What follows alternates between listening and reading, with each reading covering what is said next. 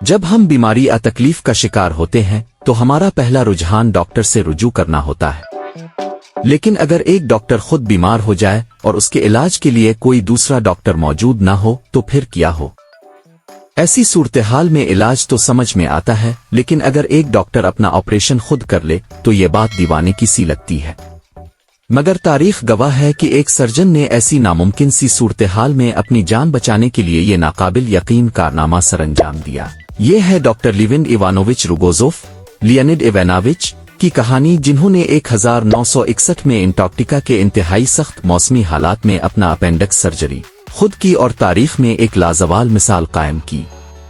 Leonid Ivanovich روگوزوف 14 March 1934 کو Soviet union موجودہ روس کے چٹا اوبلست کے بورزینسکی ضلع میں واقع دوریا نامی گاؤں میں پیدا ہوئے۔ انہوں نے Saint Petersburg State Pediatric Medical University سے میڈیکل کی ڈگری حاصل کی اور ایک جنرل پریکٹیشنر اور سرجن کے طور پر اپنا کیریئر شروع کیا۔ ان کی قابلیت اور پیشہ ورانہ مہارت کی بدولت انہیں 1960 میں سوویت یونین کی چھٹی انٹارکٹک ایکسپیڈیشن میں شامل کیا گیا۔ ستمبر 1960 سے اکتوبر 1962 تک لیونڈ نوو لازارفسکاوا اسٹیشن پر 13 محققین کی ٹیم کے واحد ڈاکٹر کے طور پر انٹارکٹیکا میں تعینات رہے۔ یہ اسٹیشن جنوری 1961 میں قائم کیا گیا تھا اور اس کا مقصد انٹارکٹیکا کے سخت موسمی حالات میں سائنسی تحقیقات کرنا تھا۔ یہ ایک سالہ مشن تھا جس کے دوران ٹیم کو انتہائی سردی، تنہائی اور محدود وسائل کے ساتھ کام کرنا تھا۔ لیونڈ کی ذمہ داری ٹیم کی صحت کی دیکھ بھال تھی، لیکن قسمت نے ان کے لیے ایک ایسی آزمائش تیار کر رکھی تھی جس کی مثال تاریخ میں بہت کم ملتی ہے۔ 29 اپریل 1961 کی صبح لیونڈ کو عمومی کمزوری، متلی اور ہلکا بخار محسوس ہوا۔ کچھ دیر بعد ان کے پیٹ کے نچلے دائیں حصے میں شدید درد شروع ہوا۔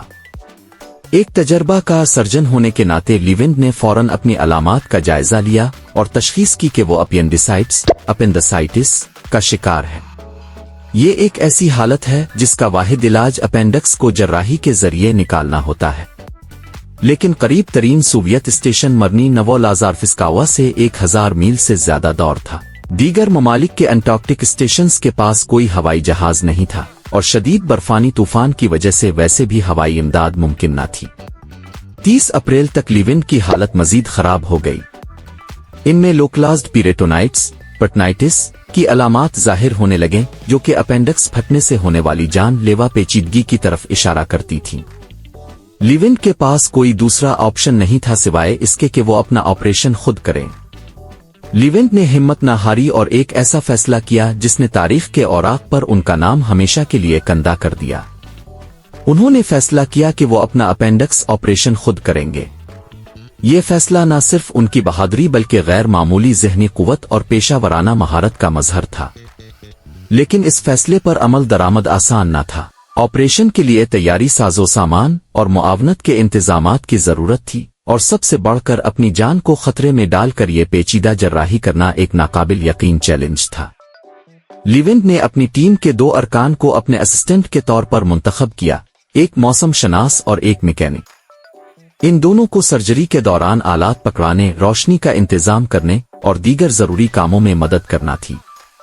چونکہ دونوں افراد غیر تربیت یافتہ تھے، لیونڈ نے انہیں بنیادی ہدایات دیں کہ کس طرح آلات پکڑنے ہیں، کس طرح روشنی کو فوکس کرنا ہے، کس طرح خون صاف کرنا ہے۔ آپریشن کے لیے لیونڈ نے اپنے سامنے ایک آئینہ رکھا تاکہ وہ اپنے پیٹ کے اندر کا منظر دیکھ سکیں۔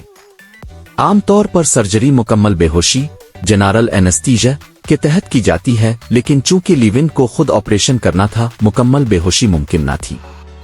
انہوں نے مقامی بے حسی، لوکل اینستھیزیا کا انتخاب کیا اور اپنے پیٹ کے دائیں جانب 0.5% نووکین کا انجیکشن لگایا تاکہ سرجری والی جگہ سن ہو جائے۔ 1 مئی 1961 کی رات 2 بجے مقامی وقت کے مطابق لیونڈ نے اپنا آپریشن شروع کیا۔ انہوں نے نیم لیٹ کر اپنے جسم کو بائیں جانب ہلکا سا موڑا تاکہ سرجری آسان ہو سکے۔ سب سے پہلے انہوں نے پیٹ کی جلد پر 10-12 سینٹی میٹر کا چیرا لگایا۔ پیریٹونیم، پیٹ کی اندرونی تہ، کھولتے وقت ان سے غلطی سے سیکم کٹ گیا، جسے انہوں نے فوراً ٹاکے لگا کر بند کیا۔ اس کے بعد انہوں نے اپینڈکس تک رسائی حاصل کی۔ ان کی رپورٹ کے مطابق اپینڈکس کی جڑ پر سیاہ دھبا تھا جو اس بات کی نشاندہی کرتا تھا کہ یہ ایک دن کے اندر پھٹ سکتا تھا۔ آپریشن کے دوران لیونڈ کو شدید کمزوری اور متلی کا سامنا کرنا پڑا اور انہیں 30-40 منٹ بعد بار بار مختصر وقفے لینے پڑے۔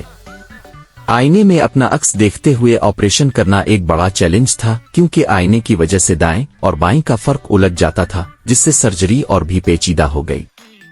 شدید درد اور خون کی وجہ سے حالات مزید مشکل ہو گئے، لیکن لیونڈ نے اپنی پیشہ ورانہ مہارت اور ہمت سے کام لیتے ہوئے اپینڈکس کو کاٹ کر نکال لیا اور پیریٹونیل کیویٹی میں اینٹی بائیوٹکس لگائیں۔